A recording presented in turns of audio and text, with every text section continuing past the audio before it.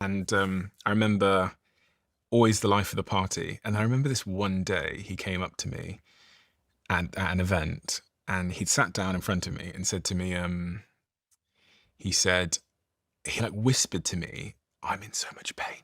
Mhm. And he told me about rehab and how it had failed him, etc. But it almost sounded unbelievable that someone Mhm. with such a big smile on their face Mhm. would whisper to me, especially a man, because Mm. men don't really talk much Yeah, about their yeah. emotions. "I'm in so much pain." Mhm.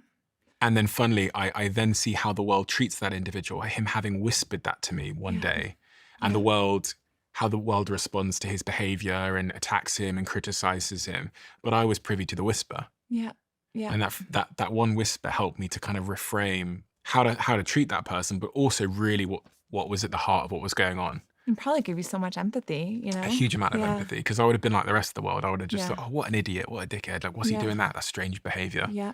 you know? And you said something really important that was a slight shift in words. You didn't say he failed treatment, you said the treatment failed him. Mhm. And that matters so much because I think too often we've made it seem as if people are failing. Like if they go to rehab and they don't get well, it's their problem. And actually, the treatment wasn't right for them. If someone had cancer and their cancer came back or didn't get treated by chemotherapy, we wouldn't say like, "Oh, they failed." We would say, "Well, what's the next treatment? How do we get them to the right doctor?" And so there is this like personal blaming, and that gets at stigma, which is one of the main reasons that people don't share that they're struggling with substances, that they don't seek treatment.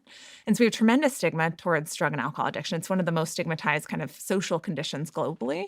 And so, of course, then if you're a person who starts to think like, "Oh, maybe I do have a problem, like maybe my alcohol use is getting in the way of things," it's really hard to then say anything because you worry that you're going to be judged, you're going to be labeled, you're going to be misunderstood. In some cases, terrible things could happen to you. You might get your children taken away by child welfare. You could lose your housing or lose your job.